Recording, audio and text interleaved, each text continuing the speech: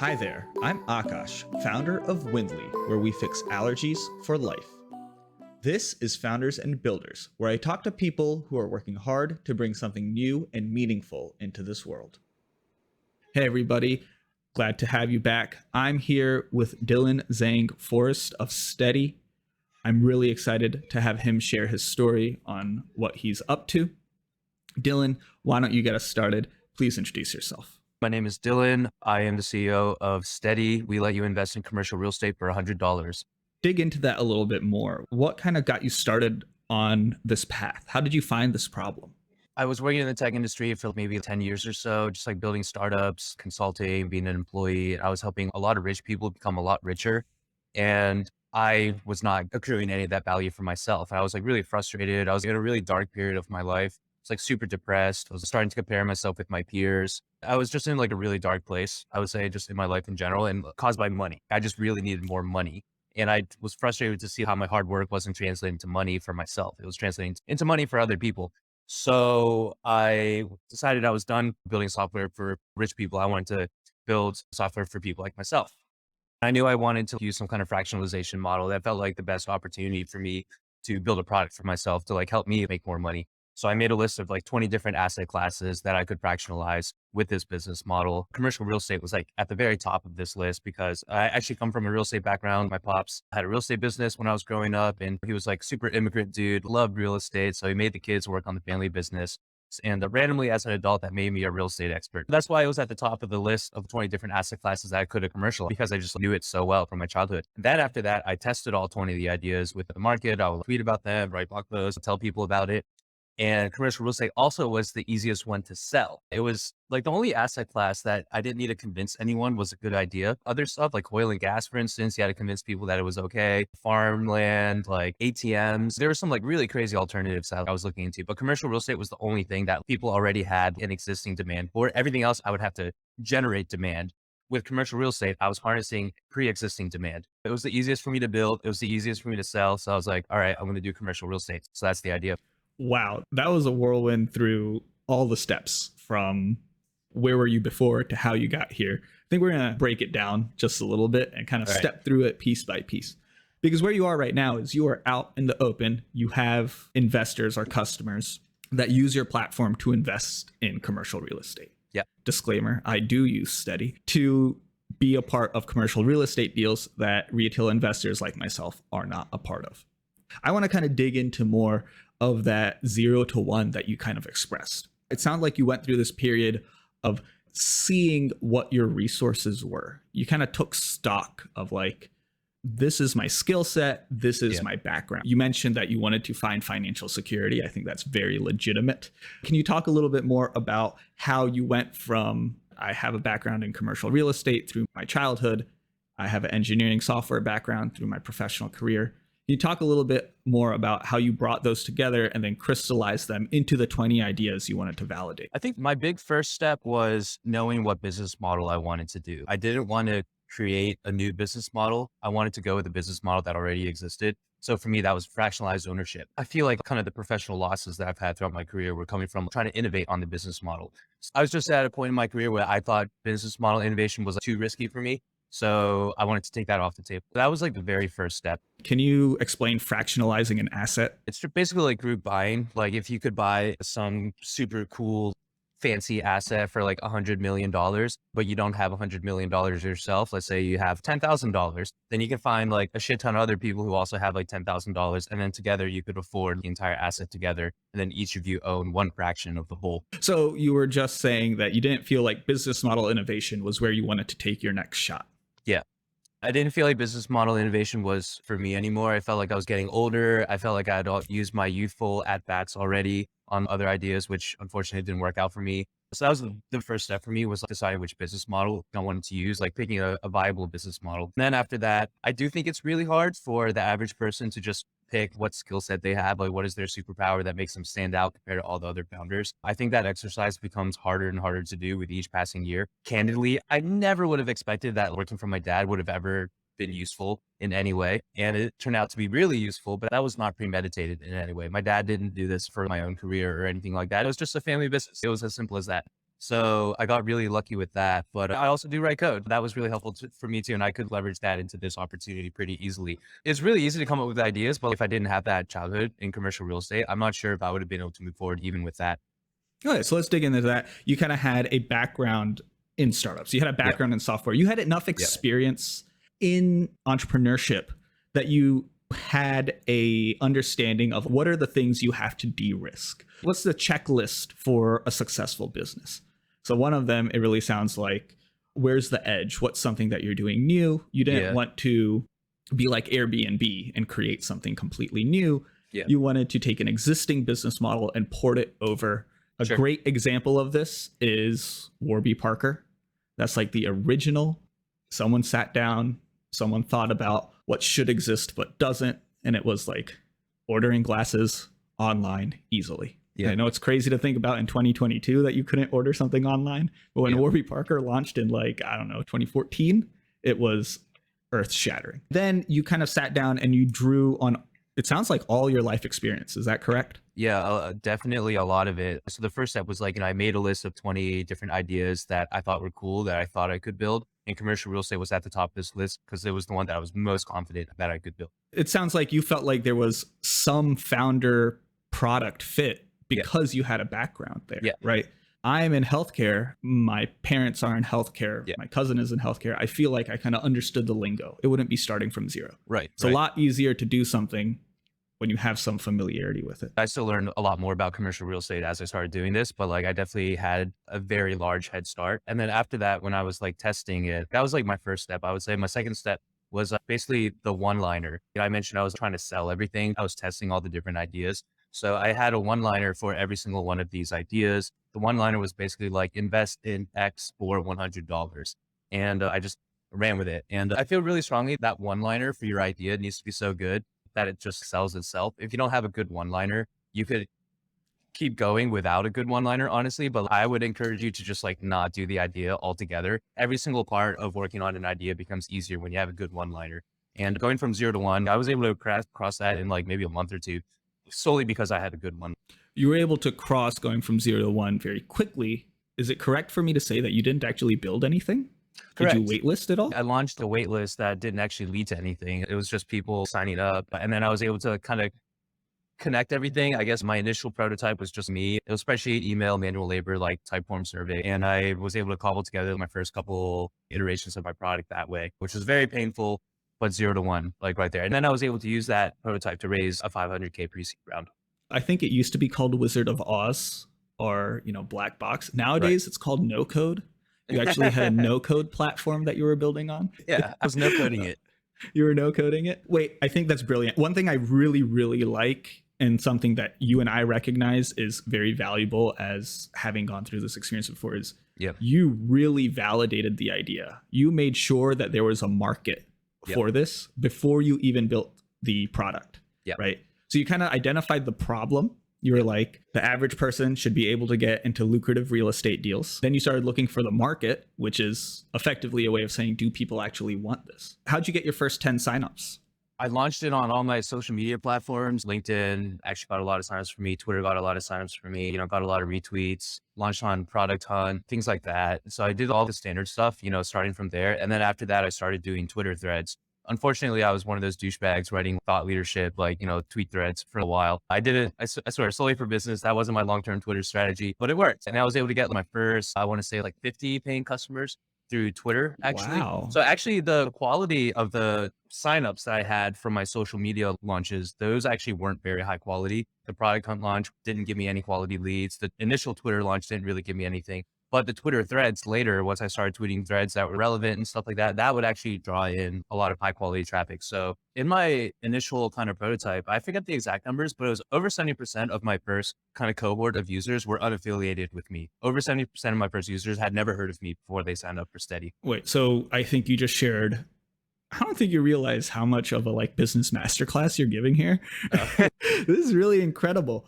First off, you just explained that you actually did multiple steps in your initial go-to-market testing. You did what was easiest first. A landing page with a survey for a waiting list that you launched on socials, just to see, is there any initial interest?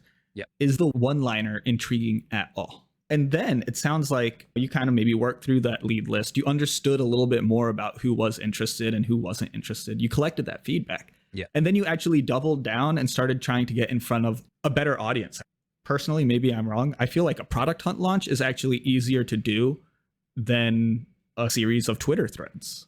I think there's a difference between how easy it is to get traffic versus how easy it is to get paid kind of customers. Honestly, I've launched a few things on Product Hunt. I've never really loved the platform, but I keep going there whenever I launch stuff because they make it so easy. So there's that. I think organic channels, if you can launch it in organic channels and get traction in organic channels, that would be best. It's like That's the best validation. for sure.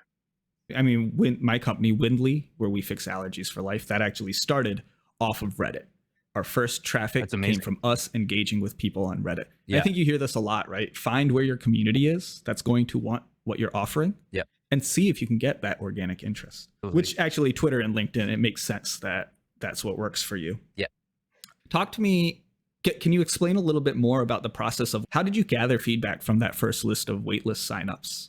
Yeah. And then even that second list. Tell us more about that customer discovery process. Once I had all of these signups, I created a landing page to describe how I thought the first version of the product was going to work. It would be like, hey, sign up here, like fill in this information. You have to connect your bank account here. That would have been like the critical thing to like test to make sure this idea would actually fully work. Like that conversion really required people to connect their bank account. So I first launched that waitlist. After that, I launched the one pager, which was like kind of the warm up for an actual user experience. And then I just like saw like how many people would be into it. I had like another type form where people would be like, hey, I want to invest X amount of dollars. And when I launched that and I saw like how many people were going through the actual type form to say like, yeah, I want to invest this much. Yes, I'm willing to link my bank account. And then like if once they filled out that survey, I would actually send them like a personal email myself again, where I'm like, hey, this is how I'm going to connect your email. And so I'm using this API called Modern Treasury. So I would send them a Modern Treasury email to connect their bank account to Modern Treasury so that I don't actually have to touch their bank account at all, keeps them secure and everything. And as long as they were willing to do that, then it was like, we're in. This is like a fully converted user. And it worked. Like people were willing to do it. This is incredible. It feels like you are doing the like perfect founders playbook, which is you committed to a high touch experience that was going to get you as much feedback as possible, but it wasn't very smooth. So the only people that were going to make it all the way through were people who were very, very committed to this idea. Yeah. I love this. And you said this is how you got your first investors onto your platform. Yeah, I got my first revenue that way. Oh, another important step that I did, I took like a week where I made my entire calendar available in 15-minute increments for everyone on the waitlist to just book time with me to learn more. That was like another thing. People were willing to invest their time to meet me and learn more. And when I launched that Calendly link, my entire week was like booked like back to back to back with like all these 15-minute meetings. So that was another thing that I did super early on to validate demand. One through line through this whole thing is you've been very on top of validating that people actually want this in little ways. And I really, really like that. So I think one thing that we haven't touched on here is Steady is actually a marketplace, right? So talk a little bit about how it's a marketplace. And then I'd love to shift the conversation from how you found the initial investors to how you found the initial real estate deals. So my big thing with the marketplace is that customers actually don't care about the whole marketplace thing. That's like sheerly an investor thing or like a founder thing. It's like founders and investors will nerd out over the marketplaces. It's a business model thing. Right. It's a business model thing, but like customers like really, really don't care. Like even when we go to Airbnb, we don't think about how excited we are to go to the marketplace. We just like want to get a damn room, right? So the thing with us too is when we think about the marketplace, we needed to be a marketplace because I wasn't going to internalize the entire value chain myself. Like I knew I needed some kind of supplier to give me commercial real estate. I wasn't going to go buy properties myself. And that was like one of my contrarian insights I had learned from my pops. It's just a terrible idea to buy your own real estate. You should be a passive investor instead. So that's what we do. We actually did need to find all of this inventory from these other suppliers. And that's kind of what led me to realize that we actually kind of need a little bit of a marketplace dynamic here so that we can complete the value chain and actually deliver value to our users. So you knew that your investors wanted to invest in commercial real estate deals. You needed to find those commercial real estate deals, but you are not a massive hedge fund that can just buy up commercial real estate property. You needed suppliers. You've talked about how you were able to leverage the internet and modern techniques and emails and whatnot to find that people wanted this offering. How did you find your first commercial real estate deal? How did you find that first person? How did you convince them to take a risk on this relatively new thing? Or maybe it's not Yeah. new, and correct me. So I found my first couple deals through just my network. I guess one of the advantages I was able to build throughout my career was just like a pretty expansive network. So I was able to find people through my network. I was able to like get into some of those deals. I would also failed to get into some deals as well. And in the process of seeing which suppliers were willing to work with me and which ones weren't, I was able to see that there's a certain kind of risk profile that some suppliers have that other ones don't. And that risk profile doesn't actually correlate with like how good the suppliers are. There are some suppliers who have just like such good inventory and like they're very happy to work with us. And then there's other suppliers who are super risk averse, you know, very famous on Twitter, but like maybe not actually like as strong as some of these other suppliers who are more okay to work with different kinds of investors. So to the suppliers, like we're an investor. And there are definitely some suppliers that will only work with high net worth individuals, for instance. They don't want to work with a fund or a fund of funds or anything like that. And that's totally fine. It happens. But it also has been a while for me to try to figure out how we wanted to spin up supply, how we wanted to scale up the supply side of our business. So that sounds like that was a really aggressive crash course on how to understand suppliers, how to understand their needs, Yeah. how to understand how to sell to them. You gave us some numbers on how bad the initial round of consumer interest was versus how when you kind of doubled down. How much hustle did it take to get that first deal?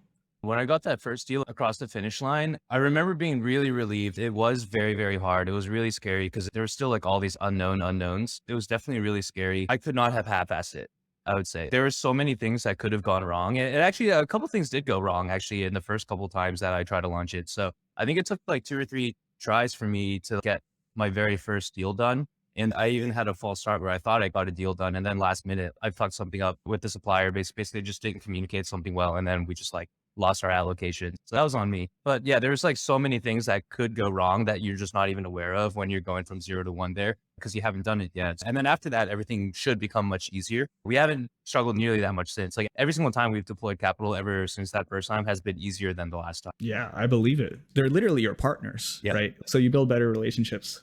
It sounds like it just started with like reaching out to people on Twitter, through your network, on LinkedIn. Did you ever just call people up out of the blue? Were you cold calling? Did you go to any conferences? How on the ground were you pushing to make this first deal happen? Pretty on the ground. Yeah. To get that first deal, I didn't have to do any cold calling, but I did talk to every commercial real estate professional that I could try to access. Even though I had a big head start, I still never actually worked in commercial real estate myself. And I had never worked with syndication or financing before. That was completely not a part of my childhood at all. We were more in like property management, marketing. I took a bad tenant to court once to kick him out of his apartment. Like, you know, things like that. Like I wasn't actually financing anything. And my business now primarily is about financing. Yeah. So we've covered a lot of the early founder story here, where you do the initial ideation. First, you de-risk the market side of the business model. Then you de-risk the fulfillment side of the business model.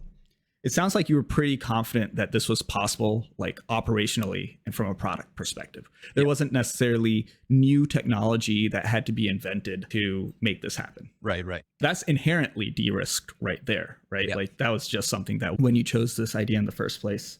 Help me understand what the grand vision is for. The grand vision for Steady, like we really want to help people make more money. That's really what it comes down to. Like, I just want to help you make some fucking money. And if we can do that, then we've done our job. The way that we get paid is that, you know, we take a cut of whatever money we can make for you. So we're highly incentivized to do a good job. And so the grand vision, like right now, we want to be that go-to place for you to invest in commercial real estate. Like there just isn't a good place for the retail investor to go to if they want to invest in commercial real estate. Long term, we want to be able to give people the ability to make money from commercial real estate and then maybe even other stuff. Like the name is Steady because we want to give you steady returns, but commercial real estate is not the only asset that can give you steady returns. Like we want to be able to get into at some point, maybe oil and gas, private equity, you know, things like that. But for now, like we're really sticking with commercial real estate. We want to do a great job with one product first. And then after that, maybe we'll have earned the luxury to be able to explore other products too. Commercial real estate is huge. You can definitely build a billion-dollar company just enabling people, average retail investors,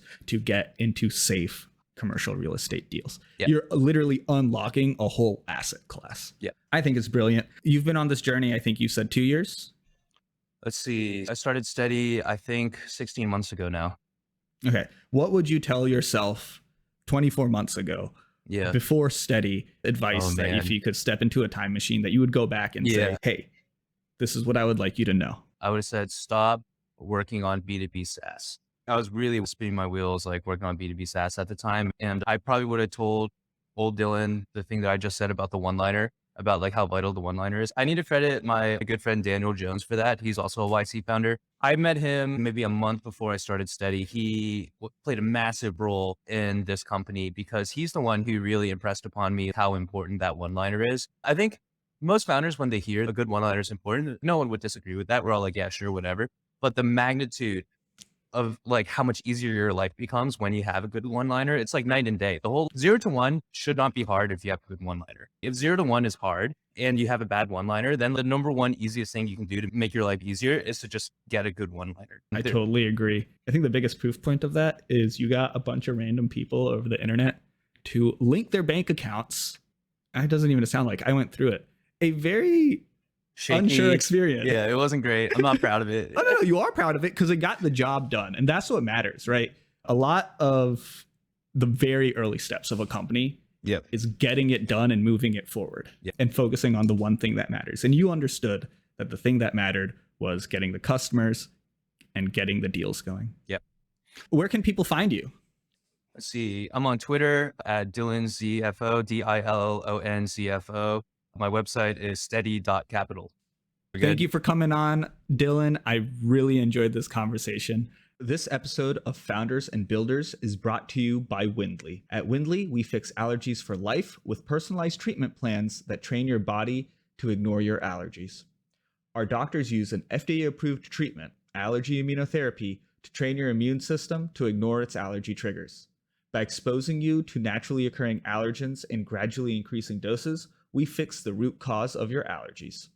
Plus, the entire Windley experience is convenient and easy, with telehealth visits and medicine sent right to your door. You never have to go to a doctor's office. If you want to live without allergies, then visit windley.com. That's WYNDLY.com. Remember, life's better without allergies. Thanks for listening to Founders and Builders. Make sure to subscribe and share this episode with a friend. You can find more episodes at aakash.io. That's AAKASH.io. Or just find Aakash on Twitter.